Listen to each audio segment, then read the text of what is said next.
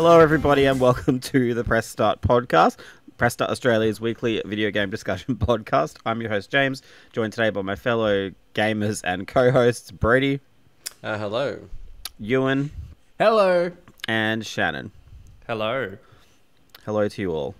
Hello. So, this show started off pretty tragic, but we think we've whipped it up into something a bit better. So today we're going to be talking about the new Nintendo console and its supposed delay, a deep and penetrating reflection on the state of PlayStation VR2.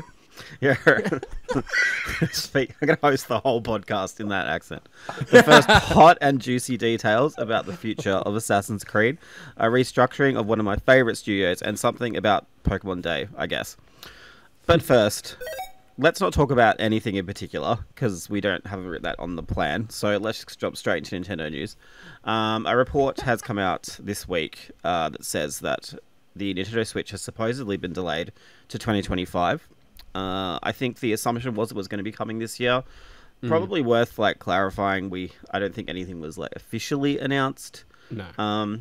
So we're all kind of speculating, but the rumors are that it was to help with supply, but also to help the developers, I guess, build up a good range of launch games. So, Shannon, I'm going to go to you first because I was complaining about this today to you, and I said there's now literally nothing to look forward to this year. Do you think that's true? What does this year look like without new Nintendo hardware? Yeah, it's going to be a weird one, given PlayStation have said they're not going to have any sort of big tentpole releases from franchises that we know of. And Nintendo, even console aside, we don't really know of anything after March or April. Not that this year's been crazy for them. So it's a hard one. Right at this second, I can't think of anything major that isn't obviously Call of Duty or FIFA or whatever that we'll be playing from June, July onwards. Obviously, we're recording this before the Pokemon Presents. It's only a short 10-minute stream, so I was pretty confident we were going to see a new Pokemon game. But now I don't know, seeing that time frame. But I guess by the time this goes live, I'll be right or wrong either way. So it's going to be a weird year, which we always thought this year might be the one where because last year and the year before felt like COVID delayed stuff all coming out. We always sort of knew that this year and maybe even next would probably be a bit lighter. But if Nintendo don't release their console this year, which is feeling likely, that it's nuts to me in its own right. But then it also feels like it's going to be a quiet holiday. I'm hoping in general. I'm hoping by nature of it being a quieter year for Nintendo, and I suppose a quiet year for PlayStation as well, which maybe isn't too unexpected given just how many bangers came out last year. But I'm hoping by Nintendo having a quiet year, it means that they're kind of saving all of their kind of batch of games for the launch lineup of the next Switch. Which, I think if this is the last year of the Switch, then that's kind of forgivable, assuming they come out with a bunch of bangers when the next one drops.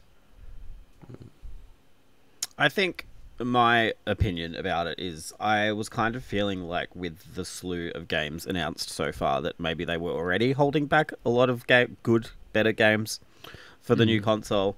But yeah, I don't know now. It kind of surprises me a bit, unless they want to get maybe more third parties on board or something like that, or yeah. They've sold enough Switches now as well that there's enough third-party games out there to kind of support it, I think. I'm still playing Prince of Persia on my Switch and loving that, and I was pleased to see that get added content announced for it as well. I imagine some of that we'll see later this year too. So, maybe there's kind of enough to go on for this year. I know it's exciting to have new shiny games to play, but yeah, if it is in fact the last year, maybe it doesn't really need it, and third party is enough. I think it's secondary because I do think back to the Switch and how big of a deal that was, and I don't think it was ever sold out from memory. I'm fairly sure you could walk into a store and get one on launch day, or it definitely wasn't what we saw with PS5 and Xbox. So I do probably think that is first and foremost. They don't want to launch and then have it sold out for months, because I just think that Nintendo like would be very conscious of like having it available and families like being able to go in and grab it. And if you don't have stock ready at Christmas, like that's not a good time to launch a console. Than having them like go to the Switch or going to get a PlayStation or Xbox. So I do think the software's secondary. Like they're obviously probably happy they'll have a few more months to get stuff ready, and get third parties on board. But yeah, I feel like that's what it's about. I just don't. I don't really understand when we've been having these conversations for 3 or 4 years, like, and it's not using like state of the art tech as far as we know, like how that can be a problem. But here we are. Do you guys not think that there's a slight possibility that they might still hold something for like holiday this year that then becomes sort of cross-gen as well? Like, because they have sort of done that in the past. Like, I guess Zelda to a degree was a cross-gen title, but I guess it obviously depends on how they handle backwards compatibility with the next Switch. I thought like Mario Odyssey 2, but then again, like you need big software to launch like something like Zelda. Like I don't know if Metroid has the pull of a Zelda, Pokemon, or a Mario. Like, and I do think that's going to be their big like 4K launch title. So it's a tricky one. And again, I think we've spoken about it a heap, but they'd be worried. Like it's not a slam dunk for them. Like it never has been for some reason moving people to another generation of consoles. So they must have something for holiday because, like Ewan touched on, there's 150 million Switches sold or something. So you're not going to just have nothing for the holiday period when you can move 30 million of a game. I wonder if they'll expand the list of older games that are like accessible through the online thing. I'm blanking at what it's called in this moment, but Nintendo Switch Online. Yeah, Nintendo Switch Online. I should have figured that out. Really, so creative. Maybe if they like expand to that roster of games, that's kind of enough to help like tide people over, particularly if there's some kind of bigger cult classics in the mix there. But yeah, it still feels lesser, doesn't it? Regardless. I think it'll be fine if the other rumors are true that there's backwards compatibility with some improvements and such. You know, like at least then if everyone buys games throughout the year, they can jump into the new one with something else. Yeah, and they can charge $10 for an upgrade or something like that for each of those games. So I still can't see. I don't know if Nintendo will do that though. I can't see Nintendo charging for upgrades. Like personally, I feel like they've always been very.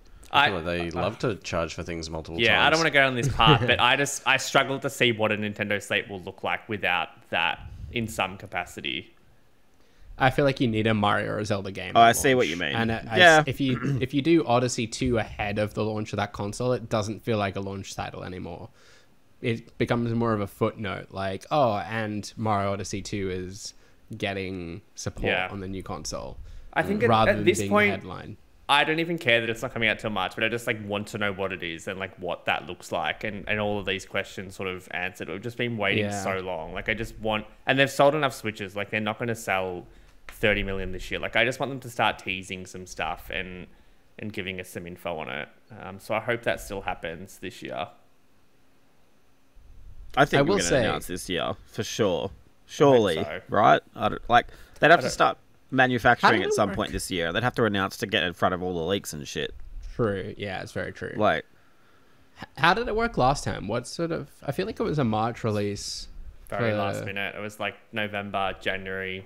Okay, so it was before like announced Christmas. in November, and then like there was a trailer in Jan, I think. That weird trailer where everyone took their Switch to their party, and then classic. And then that was the November one, and then Jan was that Japanese reveal, the press conference. And then that's right. Yeah, you're right. Right.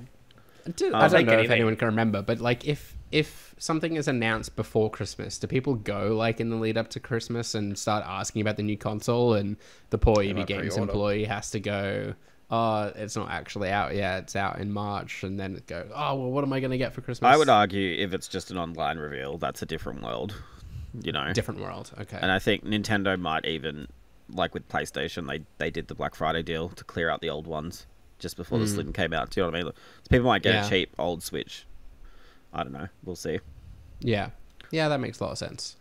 I'm excited. I hope so. I'm still excited. It just feels so much further now. Like it doesn't feel like a near distant future thing. Yeah, I will say, really part of the report this past week was that it was going to have a bigger screen, and that excites me because the one thing I've really noticed having bounced between my PlayStation Portal and my Switch in the last kind of couple of weeks is just how small that screen feels. And granted, I'm still in like the original model Switch. I didn't get the OLED. Yeah, I feel like I'm very much in need of an upgrade. I'd gladly take a Switch 2 at this point in time. You know what else you need, Ewan? Uh-huh. A VR2. Because everyone else... Tech that's on its last legs. Yeah, speaking of... we need a new one already. In a recent PlayStation blog post, Sony has revealed that they've have plans to add support for PC to its previously flagship VR headset at some point this year. So... guys, do we think this is a good thing or a bad thing? Like, how do you think this will impact sales with the PSVR 2? Do you think it'll do any better? I don't know. I feel like there's better alternatives on the PC already, so and probably cheaper alternatives. So I was going to say, like, price-wise, how does it compare to everything? This is like kind of a shadow tech time with Shannon segment, I feel like. I would like to think you can get a comparable meta for cheaper. Nah, I think the VR2 is still good controller wise and like eye tracking and resolution. Like it still pips the Quest 3. Like whether you'd still just go a Quest 3 just because you can take it portably, like and has mixed reality, like that's a whole other thing. But I think if you're like deep into VR2 and want a good experience, like it will be a good option. I don't think it's going to move the dial all that much though. To be honest, I just think VR has had its day. Like, I'm sure the Meta Quest 3 is also just not doing as well as the Quest 2 did. I don't know. Oh, it kind of is comparable on price point, isn't it? The VR2 and the Meta Quest.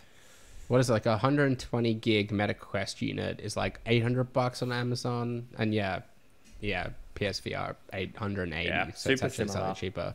Super similar. Yeah, I've got a Quest 2 and I haven't felt the need to upgrade. I feel like I'm kind of at the point that until there's like some like kind of must play sort of games that aren't just like a must play for those that have a VR headset, but are a must play for everyone. I don't feel like we've quite crossed that threshold. Like a VR game, to my knowledge, hasn't been up for Game of the Year. Maybe Half-Life Alyx was, but like that's the kind of caliber I'm sort of talking. Like Assassin's Creed and Asgard's Wrath 2. Like there are a lot of them, but I don't know. I just feel like they're still. But aren't gimmicky. these great games for like VR games as opposed? But that's to what like... I mean. Like they feel like VR game. Like they don't feel like full. They're like 80-hour games. Like they're long games, but it just feels. Yeah. It doesn't feel like quite so premium the experience, which is I guess is weird because it's very much every other limited. way, very premium experience. But yeah, it's not like you're not getting like a God of War-esque kind of game on VR just to pull a random top quality game out of my head. The other thing I was going to say is like I feel like the technology has a way to go to in order to like be a comfortable experience. Like when I get home after a long day at work, I don't want to strap on a big piece of plastic onto my head. Wow. It's a shame. I'd rather just like sit on my couch and be lazy and sit in front of a big TV. Like, absolutely. I don't want to be kind of up and about with plastic all strap-ons, up you know? in you. Yeah, I think it's a good thing. Like, if they're going to sell more of them, and like obviously, the more people that buy them, the more games there will be for VR and PlayStation VR2. Like, it can't be a bad thing. Yeah. That If anything, it it expands the library for people who have one, seeing as Sony aren't doing much to expand it for them. So, yeah, I think it probably does ease some of the pressure on PlayStation, but still, like they need to, if they want this technology to succeed, they've got to bring out banging games. Watch this space. I think, I think that's the problem, and I think they've also been pretty open with how, well, I don't know, they haven't been open because it leaked, but how the development issues are going for their big like AAA games like on PS5, right? So like how do you kind of expect them to also bring out some like really quality VR experiences? And I don't know if this is going to help anything. I mean, I think you might attract some really good indies and stuff to the platform by doing like opening up to PC and stuff.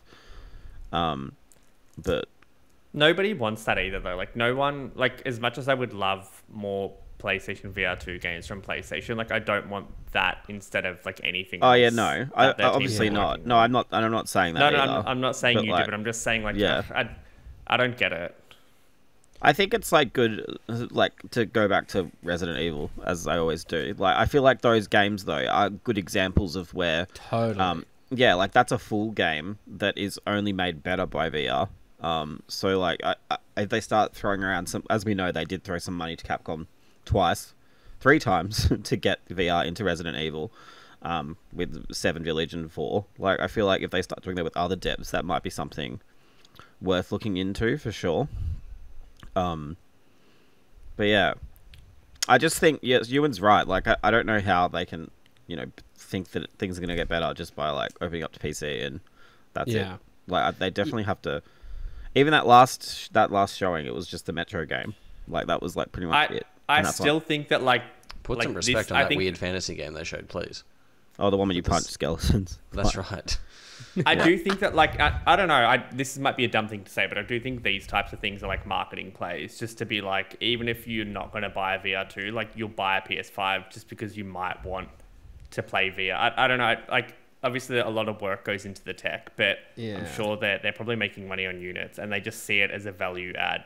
I mean, I thought the report this past week, though, was they made something like 2 million units for launch and, like, only sold a quarter of those, or not even. Like, yeah, I'm not surprised. You've got to think there's a huge It released loss at an awful attributed to time. that. Like, if this came out, like, soon after the PS5, I really think it'd be a different situation. I don't think you'd be seeing more I guess, games, like, cost of living being what it is as well, it's hard to justify well, it's more than the cost of the console to get the VR headset as well.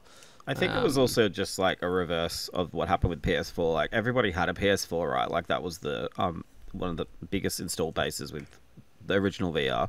So then to release this device that's like, hey, you don't need to buy anything else, just attach this to your PS4 that you already have, and it was cheaper than the console. Like it's almost the complete opposite approach that they took with VR2. And I don't know if that paid off. Well, we know it didn't, right? Yeah. Maybe it might yet. Maybe they'll have something up their sleeve. Nothing I think lost, to your point, except for the people that bought one and don't use it. Like, sorry.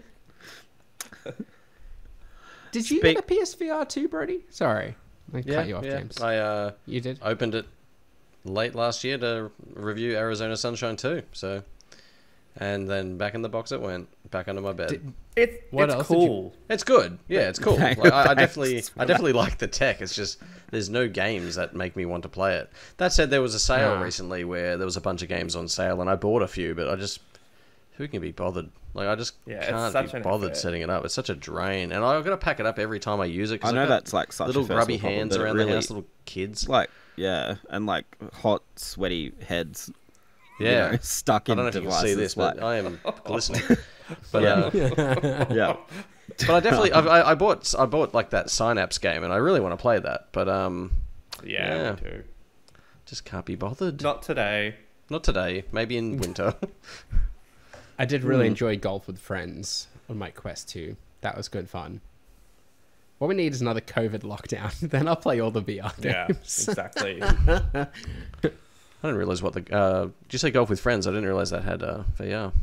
Nah, it's not Golf with Friends. What is it called? Like what, Walkabout? Walkabout, golf? I think, yeah. Yeah. Ah. Yeah. There's a lot of good It's good tennis fun. games. If you want to good play some table mini tennis golf games. together, Brody, let's do it. Let's do it. That's it. We're all getting PSVR 2, so we're back in. Like 3 of us could literally play mini golf together, like in the real world. But who wants that? Yeah. It's true. Anyway, speaking of things that we want in the real world. Speaking of who wants that, first details have emerged about Assassin's Creed Infinity or Infinite, I'm not sure. I should have checked. And the franchise's future have leaked. So basically, this was revealed a long time ago. Like, I think it was just after Valhalla. I don't know. I'm pretty sure that Ubisoft revealed that they were going to kind of bring together all of their Assassin's Creed experiences under this singular banner called Infinity, I'm pretty sure. And it's going to be launching with Assassin's Creed Red this year, and we'll obviously start off with content surrounding that game. The idea that is that you'll be able to like boot into Red from Infinity within seconds, and it's like a big live service offering, which could go either way, but also is kind of tied into the modern day story of the Assassin's Creed games, which I personally love, but I reckon everyone else hates them. So you can like kind of engage with that as little or as much as you want. On top of all of that, this same report also had details about Hex, which was previously announced with Infinity, as well as Invictus, which I don't think has been announced before. I could be wrong, but that's like a sole multiplayer game that's going to be coming out in 2025. Hex will be about a female protagonist that Ewan is like enamored by, called Elsa. Thinks it's funny. Thinks it might be a Frozen tie-in, but it will also be the darkest Assassin's Creed game ever.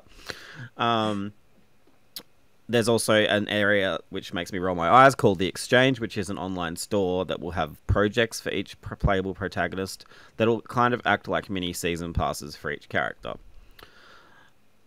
Other projects have also been not announced, but have been leaked to be in development, including a Black Flag remake, a game set across India, the Aztec Empire, and the Mediterranean, a free-to-play 4-player PvE game, another multiplayer title, and they're all scheduled to be released in the next 6 years.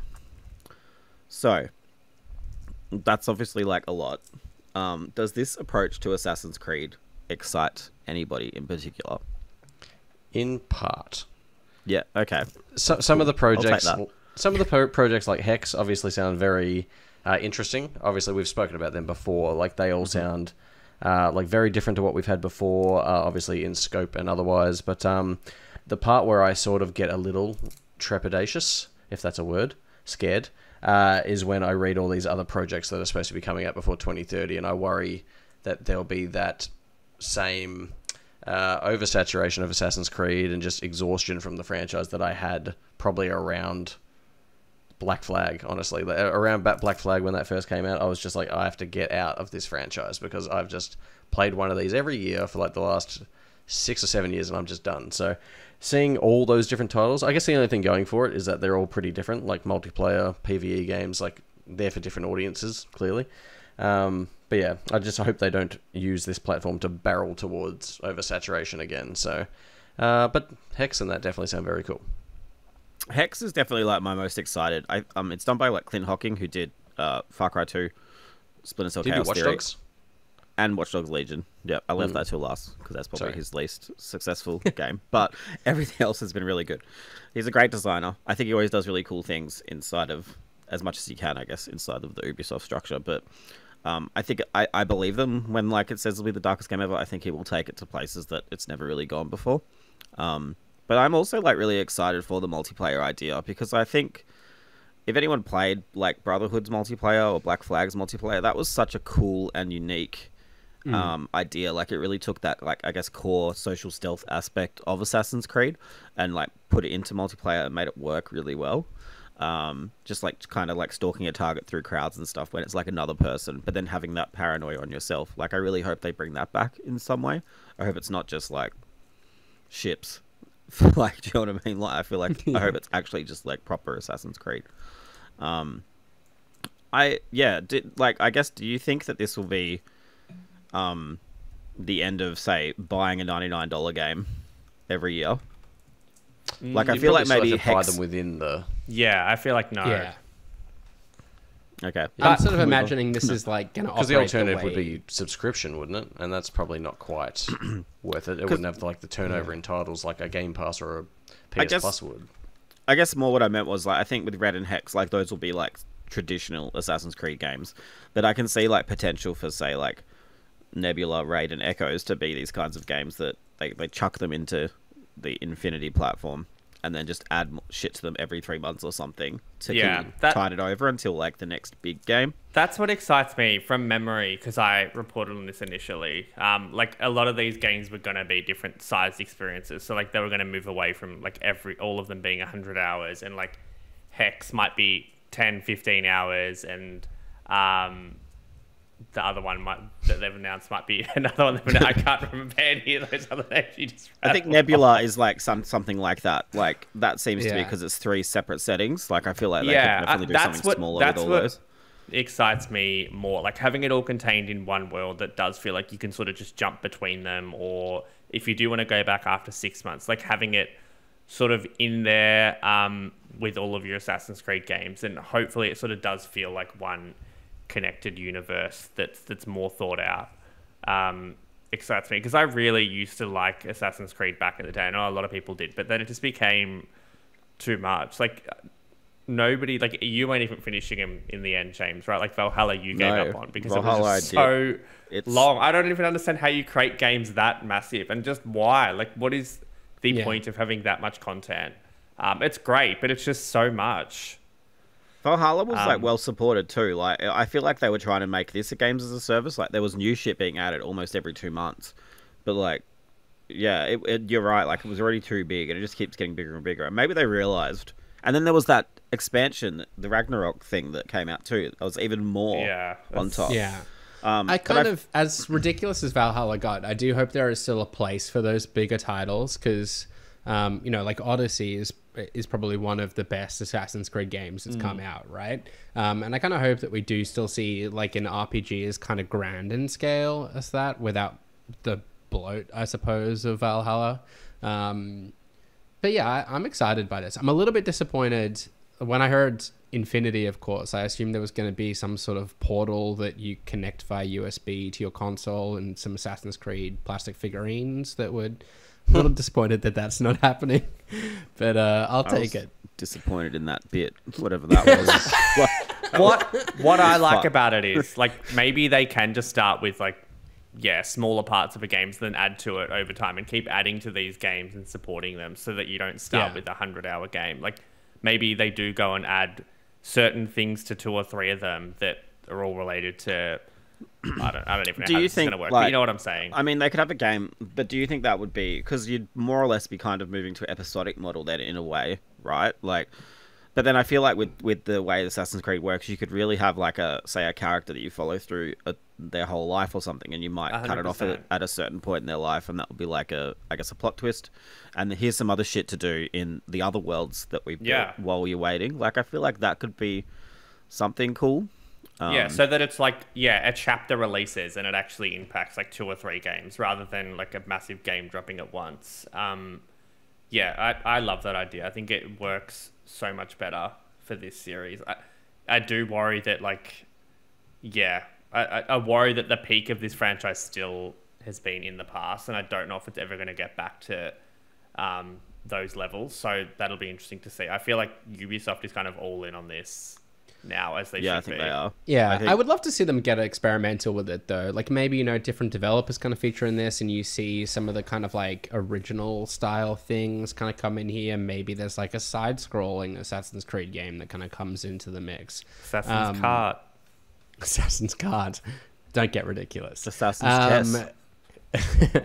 But yeah, I think Hex sounds really interesting. I think that has a capacity to be a very different Assassin's Creed game. The kind of... My obsession with history has me interested to see what like their take on the Aztec Empire would be like. So I'm continually interested in the historical settings of these games, but for them to also kind of do weird and wonderful things as opposed with the approach to the overall game design too, I would welcome. Do we think there's any chance they're going to go in and add like Valhalla, Odyssey, and what was the other one I'm missing? Origins? Like, because I don't know, it feels like a shame to just sort of leave them in the past, but maybe they're just totally they're already different. I would argue they're already left in the past. Like nothing's happening with them. They're all do you know what I mean? But Like, do you know what I there. mean? You can Like, still play them. But yeah, I think this is the closest we're going to get. I don't know if you guys remember when you booted Assassin's Creed 4 and it had that little like select your game option, and it was like all these different like, you know, Japan, China, all this shit, and it was like really exciting because everyone thought they were getting like, you know, this many, like this was like the future of Assassin's Creed. But I feel like with Assassin's Creed Infinity, like that's going to be that, but for real. Like I think that's the potential there. I don't know if anyone remembers that. Obviously, I don't remember that opening at all. You sure you were selecting the language? No, mate, I'm not. That There was a good bit. pictures. There was like dream. pictures of each game. I'm not, fuck, man. But so how do we think this leaves Prince of Persia remake? Do we reckon that's still coming if all the teams are it'll coming be off that? it'll be the showpiece of Assassin's Creed Infinity. I feel. That'll come in a Happy Meal at this rate. Going to come in as like Assassin of Persia or something. Just becomes like It's a Look, good I feel question like- though. Like, who is developing all of these games? Like, if they're all coming out in the next 6 years, like, Who's doing It seems like a hard task. who is doing remake? Isn't it like Ubisoft Mumbai or something like that? It's a mix of Mumbai and Pune. Yeah, that's right. Pune. So will we ever Boom. see it? Probably not. I no, but they've taken it. They've had that project taken off them, and now Montreal's making it. Apparently, that was the last update. Which, because Poor Punai. That's yeah, we a tough interviewed run. them. Didn't you interview them, Shannon? I think so. Yeah, because that was like their first lead This is the project. last that we're ever heard from. Allowed Yeah. to speak. Now they're not allowed. Do we think it's been almost 11 years since Black Flag? Is it too soon for a remake of Black Flag? When we've had an Assassin's Creed game every year? Here we go. No, we have to ask. We How do need a feel? strict I didn't realise 10-year the- minimum policy. I didn't realize the fervor was there for Black Flag. Like I said, it was when I hopped off. I really didn't like it, but I don't think like everyone considers that the peak, Brody. Yeah, really? Even though, like, I'm assuming Yeah. you and I think Brotherhood is the peak. Yeah, Revelations Yeah. is good too. But like I fucking just did not like naval warfare. I hate it, in fact. So yeah, it does seem like a supermassive undertaking from Ubisoft. But speaking of Supermassive, we'll jump into our next topic, which is about Supermassive Games, who have wound up this week undergoing extensive reorganisation, which has involved the laying off of approximately 90 of its 350 staff members. For people who don't know, like Supermassive, obviously they made Until Dawn, the Dark Pictures games, and then they're doing Little Nightmares 3. I think there's some other stuff in between there that I've forgotten about, but yeah, I like, this is really disappointing news. I always looked forward to playing the Dark Pictures games. Like, they've always been some of my favorites, and I like how they kind of play with all these different tropes and horror and stuff. And I feel like their genre, like their niche, has really been untapped by anybody else. So like, it kind of shocks me a little that they are struggling a bit. Did they do The Quarry as well, or am I misremembering? Yes, they did. Yeah, Yeah. sorry, I Yeah. forgot. That's the one I was forgetting. Do you reckon this gives me like it's reminding me a little bit of Telltale to a degree, where they sort of put out all these projects and maybe they started to diminish returns? Like, do you think they hired up for little? Was it Dark Pictures? Sorry, I was gonna say Little Well, Dark Pictures. Pictures was once a year. Like that Yeah, was. but That was it's still it still takes a little bit of turnover to put a game out like that. That was self-published, wasn't it? Or was that the Bandai one? Bandai Namco. Yeah. Yeah, so I mean, do you think they hired up when they sort of committed to putting all those out, and then maybe the return wasn't there for those, and then they've had to sort of look at this restructuring? They also released a VR2 game, which was like a colossal failure and just didn't work. Was that the properly for a long Inpatient time. or whatever it was? No, like this That was was at PS4. launch. The Until Dawn Switchback. Oh, Switchback. Yeah, it just like was a failure. So it's a tough one. Like to Brody's point, they were doing a lot at one point, like the 2K game, the Bandai games, a bunch of other stuff. So it could just be them being conservative. But yeah, to James's point, like nobody's doing what they're doing. So it is sad when we see these stories. Yeah, I know they were pretty well received and there was kind of a fan base for these games, but I never got the impression they did all of that much in the way of numbers, particularly the Dark Pictures anthology. I think Until Dawn did well. Yeah, Until Dawn did well, no doubt. But then that was how long ago now? Like they've Actually, put isn't out there a a lot of remake coming games out for that? between now and then. There is a remake coming So it out. must have been I about think 11 PlayStation years. they're it not came out. made. own it, right? Yeah, I'm fairly sure Supermassive aren't making that. Even No, the they Quarry aren't. was like $100 from memory, and I remember at the time Yeah. people like anyone would play it, but just not at that price point. I think that's the thing, because like these games, like especially the Dark Pictures games, because they come out so quickly, they weren't super long, and the idea was that you were meant to replay and see how they end. But realistically, like the casual audience who would pick this kind of thing up wouldn't do that. Like, do you know? Yeah, and I feel like they were trying to walk like a difficult middle ground, right? Where it's kind of a casual sort of horror, and it might have been like perceived as too casual for the horror fans that were otherwise out picking up Resident Evil games. But then maybe kind of still a little too spoopy for people that might like throw a sleepover and play horror games together. Shannon's laughing at me again. I think probably there's, I don't know if this is off base, but It's a fine line. I feel like because they make their games so watchable, there's probably a big audience of people who just watch their games on stream, because they also do like a lot of Yeah. cool stream integration. So there might be like a large audience that have, absorbed their games and taken them in, but haven't bought them at all. Like they've probably just watched their favorite streamer, so that might have shot them in the Yeah. foot slightly as well. That's maybe. a very good point. If they're keeping a smaller scope, I still think like 250 staff is like a good amount for a studio, right? Like an indie studio. Like it's not a small a lot of amount. people. So I still think I think they're probably just gonna be more focused, which I do think they probably needed a little bit of. But yeah, they haven't really put out any bad games apart from the VR one.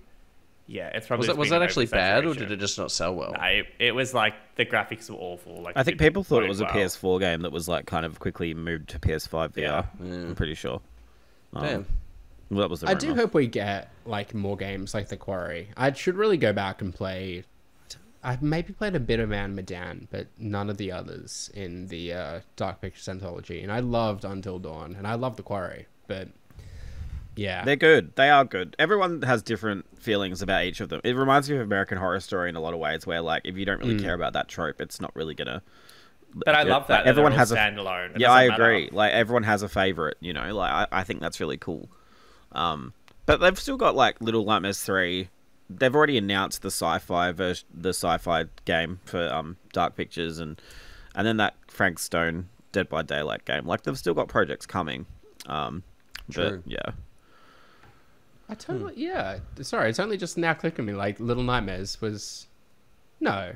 Hang on, I'm thinking of something different. No, they didn't make the first two. They're making this one. Is that what you mean? Right. Yeah. Okay. Thank you. Yeah.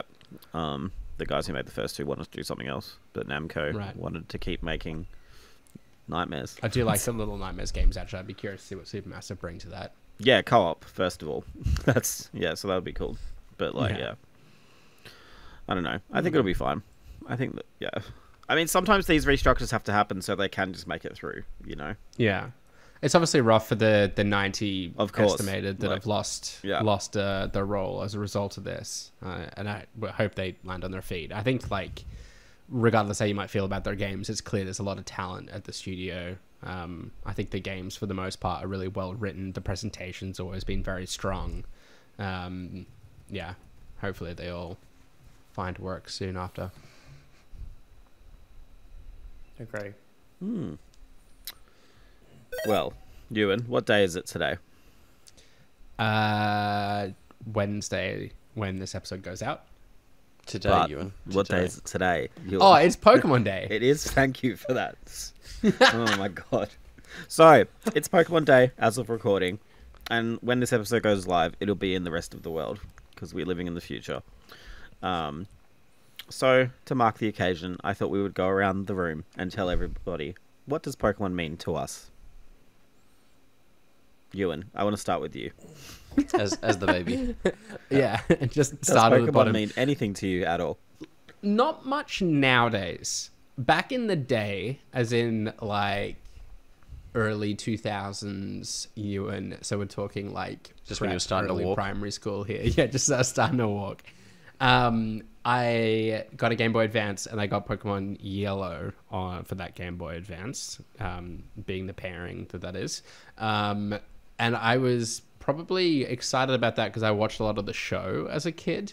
But that is the only Pokemon game I've like spent any meaningful time with since. Didn't you have a I good keep, idea like- for a Pokemon game? I do. Do you want to recap that again? It's basically Pal World. Yeah, I guess that's like where I've arrived at more recently. Is like, and it's well documented on the podcast. So I apologize if you're familiar with this already, but yeah, like I just feel it's time for a change in the Pokemon formula. I want to do more in the game rather than going out and collecting the 100 new Pokemon they've dreamt up for this latest iteration. I kind of want Pokemon to get that Breath of the Wild moment. And yeah, I'd like some real-time combat, preferably with heavy machine gun weaponry, that sort of thing. No, Anyway, I let's feel like move around. You could totally pivot. Like, okay, all you got to do is here. I'm Ash, I was right? actually I'm walking serious. I was around, being- throw the Brody, Pokeball, why did you start and then him? you like Sorry. your camera pivots to the Pokemon's perspective, and then you like go hosting? into Can someone kind of a mute him? hack and slash brawler. That's all I want. Sounds great. My touchstone with Pokemon. Oh shit. Yeah, like obviously I was a young man during the When did it sort of take off? 98, 97, 98, that sort of area? Let me look. Really, Probably quickly. around blue, yellow. 98. 1996. Okay, so maybe I caught it. Oh no, 98 98. I lied. 98. Okay. Yeah, so obviously when the show took off on Cheese TV and the first few games on Game Boy took off, I remember playing that Game Boy in the dark. No backlight on that son of a bitch. Misty beat me. I remember I headbutt my Game Boy and broke the screen. That was a thing that happened. So I had to lay off the Pokemon for a while. But then sort of Gold and Silver happened, and then I never really played it again. And that sort of makes me sad because it was a really formative part of my my youth. But it just hasn't really captured me since. I don't know. Can we not gloss over the story of you headbutting the screen? It was just out of frustration. How did that happen? You lost the battle and I lost the battle to Missy and I just sort of went, and just accidentally headbutted it like I was just thrashing as I was sound laying accidental. down. No, I don't go around headbutting things for fun. Not anymore. Yeah, I don't know. Just a little burst of frustration that led me to... Obviously, it cracked the screen and all the ink went everywhere inside the scrine. I didn't get an inky forehead or anything, but yeah. That was me breaking my Game Boy. How did you explain that to your parents? My mum didn't really know or mind. She don't... Yeah. I don't know. I don't even know how I got another one. I can't remember. I've repressed all that. Anyway. What does Pokemon mean to you guys? Oh no. Not all at once. Shit. Yeah, similar. I feel like we're all gonna have similar stories, but yeah. Did you headbutt a Game Boy too? No, I did not. No. There's so much No one's I would topping say, that. but I won't. I was 6 or 7. I remember playing it. Very naughty, but I remember I did own it, but I remember emulating it with my cousins, like whenever we were on holidays or whatever, and together we'd emulate a version like on a computer.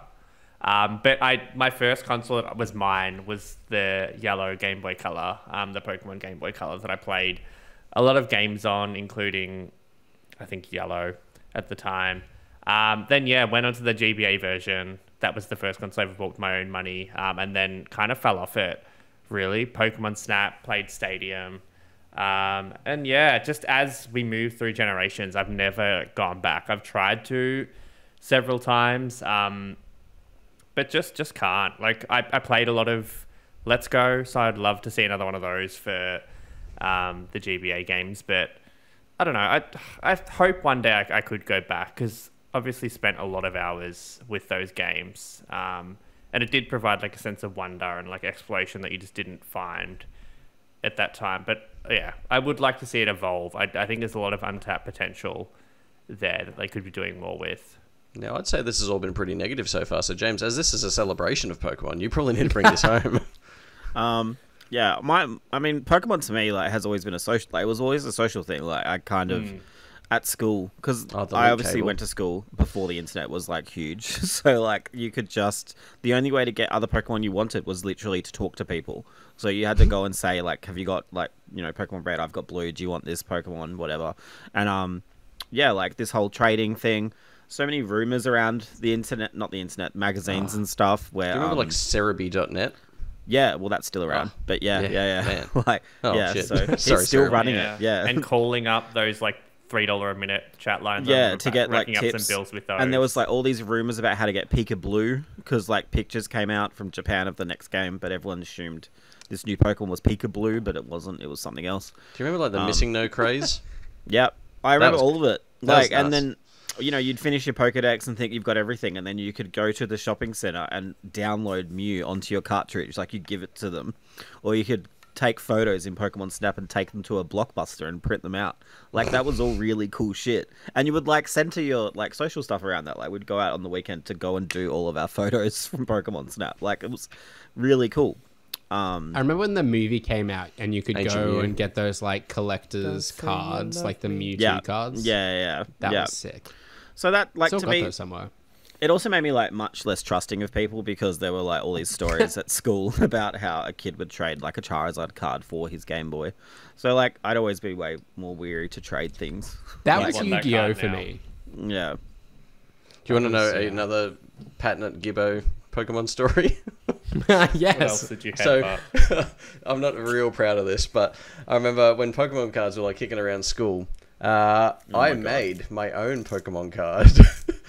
And like made it like a shiny with like tin foil and stuff like that. It looked absolute garbage. And then I don't remember if this guy willingly traded it to me, or maybe I peer pressured him to trade me it, but I got a legitimate Blastoise out of it. So he's got a unique one of a kind Brody Pokemon card somewhere, and I got a Blastoise out of him. So again, I've got to dig deeper. So how much effort did you go into fabricating this card? I put the time like, in. I put the time in. Okay. Yeah, like I think I like and like no, laminating like I had the piece it, of or? card, then I put the foil on it first, and then I like had the picture and I cut out around the picture, so it was like foily behind it and stuff. I think it looked pretty shit, but you know, I tried. I put in the effort. What Pokemon was it? Do you remember? I don't even remember. I want to say in my gut that it was like a Scyther, like because I thought Scyther was the shit. I thought Scyther was cool. He was pretty cool. Yeah, so I think that's what I did. I think I did a shiny Scyther, and I think he did well out of the trade. If you still have that card, please hit us up. Like, if you're out there, one, I'm sorry, and two, I'd like to buy it back. So please let me buy my Scyther back. I'm sure it's gone up in value. I'll trade your Blastoise. But yeah, like that's my more positive spin on it. I think all of the social experiences that it brought were really cool. And I feel like moving to online now, you definitely lose that a little bit. You can just kind of look for the Pokemon you want online and just get it that way. Kids these days, they don't know what they've missed out on. Pokemon has done a very good job of staying relevant to it has, considering. Yeah. Pokemon Go was wild. Yeah. Like for a time, that was crazy. Like I was walking like 10Ks a day. Like, and I would never do that now. Never. Like, I remember, like, seeing... Like, you know how, like, a gym would move position just down the road? Like, I'd see all these cars, like, parked at the park, and they'd, like, be backing out. Like, and I saw a car, like, pull out into another car because they were trying to move down to, like, get to the other park. And I was just like, man, nuts. What a time. I once participated in a Pokemon Snap race. That was fun. Speed racing. Well, we were, like, speed running through the game. But there was like... It's on rails. You're on rails. Like, what do you mean? It's the same speed. Yeah, but there was like tricks and exploits that like you could use to kind of move quicker. And yeah, if you miss something, you'd obviously lose time. That sort of thing. So you know like Pokemon Snap hacks for like speed racing.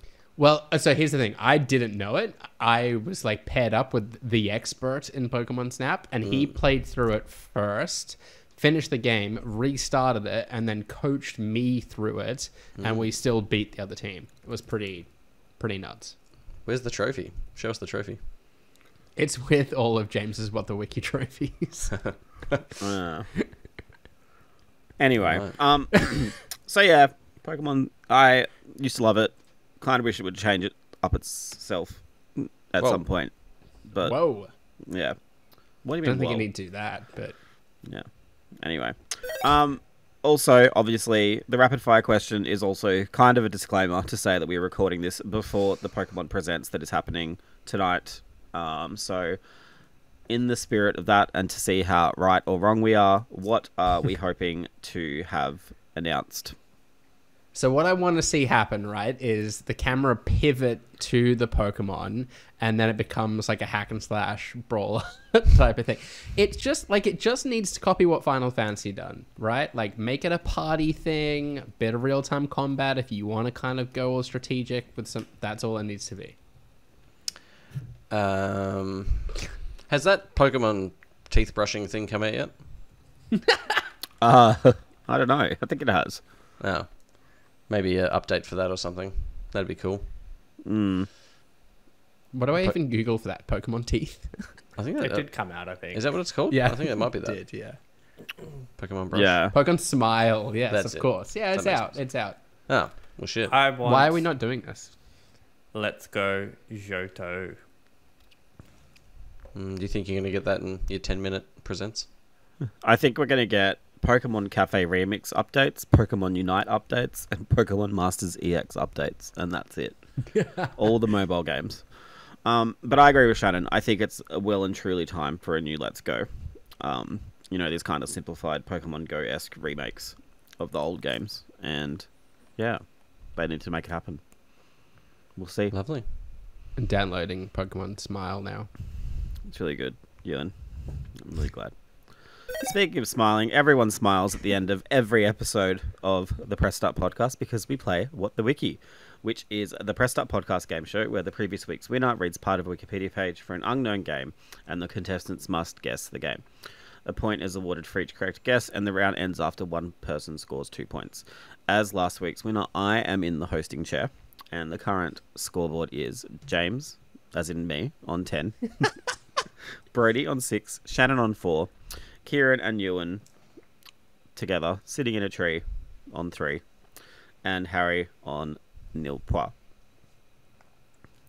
So, are we all ready? Always. Hell yeah. Yeah, cool. I'm glad. This is a random assortment of games. I don't think there's the theme. Do they come from a mysterious benefactor? They do, but it's boring. Ewan, is it Ape Escape? I did ask someone else, but it's no one anyone knows. Okay, are we ready? Son of Rome. Are we ready? Shut up. Are we ready? Yeah. Shannon. Yeah. Yes. Yeah, good. Ewan, you need to listen. You need to get further up the scoreboard. Yeah, yeah. It's embarrassing. Oh, shit. Okay. The producer of the game stated that they wanted to keep the game closer to the second. The battles in this game begin with a short pre-fight intro, a small cinematic dialogue sequence that varies depending on the player's chosen character.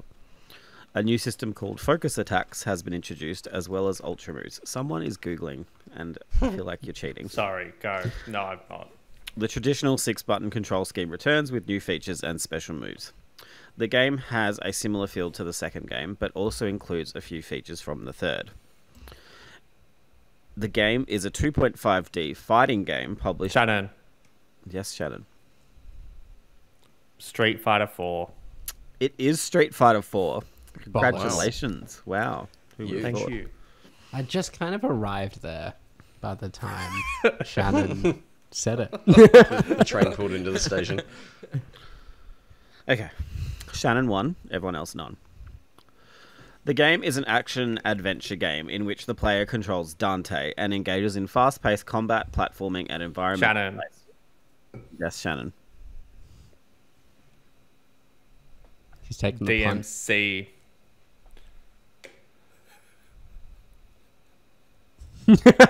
I'm not reacting until you tell me if your answer or not. 4. No, DMC is my answer. Okay, no, it's not DMC. In the game, Dante's shove it up primary here. weapon is a scythe that can be used in a series of combination attacks and finishing moves. He also has a Holy Cross that fires a volley of energy as a projectile attack. Quick-time events are used when attempting to discharge demons and during boss fights. Sorry, that's can we... sentence. Oh, so can we pause for 2 seconds? I cut out for like 35 seconds. So what did Shannon guess? That's He unfortunate. guessed DMC. As in the remake. But then also kind of DMC4, I'm not really sure. He said DMC, so I guess, yeah. If he Well, said... I'm going to take a punt. Okay, Ewan, go. Dante's Inferno. It is Dante's Inferno. Ah. Trick Normally I question. remove the names. I didn't yeah, think it'd be that I know. obvious, but yeah. I was like, they'll think I'm doing Capcom, and they did.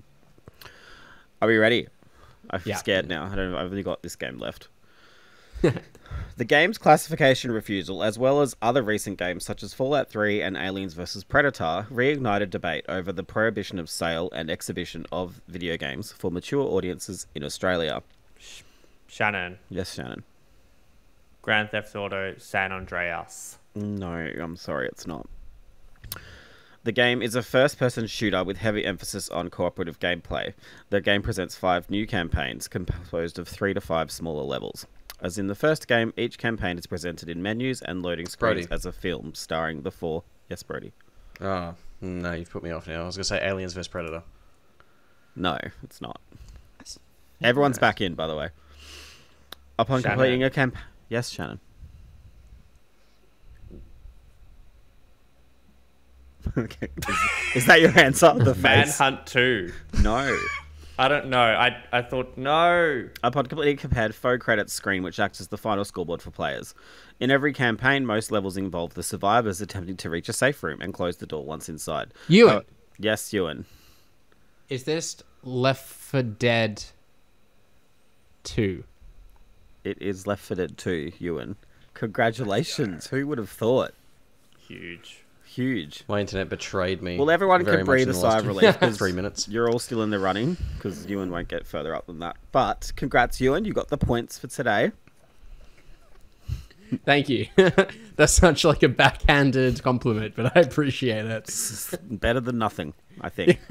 Still a compliment, I guess. So with that, let us bring an end to this week's episode of the Press Start podcast. Subscribe to us on Listener or the podcast service of your choice. Follow us at PressStartAU and visit the site at pressstart.com.au. We've been joined today by Brody. Thank you. You can follow me on most things at Brody_DG. Shannon. You can follow me at Shannon Grixty on everything that your heart desires and more. OnlyFans included. Soon. And taking home the points, Ewan. And thank you. You can follow me on social. I just launched into my usual outro.